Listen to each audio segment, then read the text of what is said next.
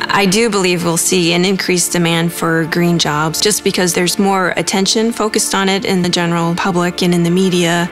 We are the eyes and the ears out there. Without us, it is easy to overlook the needs of our endangered species. Conservation encompasses many careers focused on preserving our natural resources, air, soil, and water quality, and our wildlife, forests, and parklands. Jobs in conservation range from biologists to environmental educators to those who write policies to protect the environment. We have fish biologists who work out at some of the hydroelectric projects. They make sure that the dams operate as fish-friendly as possible. We have wildlife biologists who deal with marine mammals and the bird species that might be on core lands. We also have wetlands biologists who are worried about insects, butterflies, or plant species that could be threatened or endangered. We have people working in compliance that do permits, and they do the planning part, and they coordinate research.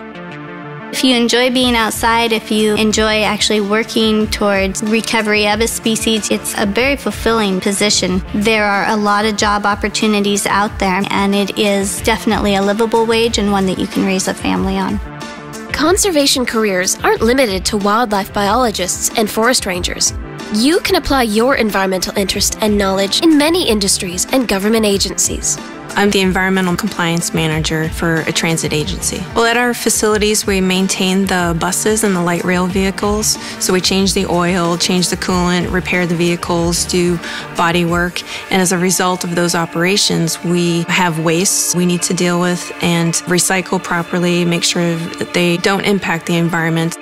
There's lots of different industries where you can make an impact on the environment. You could work helping an industry come into compliance with environmental regulations. You could be an inspector going to industry, making sure they've come into compliance. You could work as a consultant to help with cleanup or environmental compliance.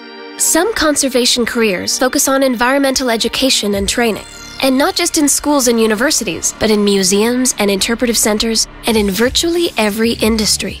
I go to middle and high schools and talk to students about ways that they can use fewer natural resources and adopt more environmentally friendly behaviors. We'll have an interactive discussion about topics like natural resource use or your ecological footprint, and we'll do some activities to demonstrate what it means to use fewer natural resources.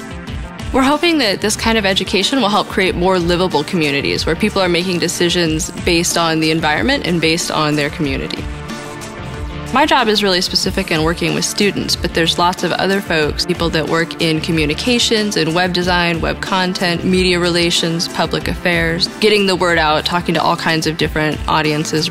So if you're really drawn to teaching and you also want to do something that makes a difference for the environment, you could choose a career like this.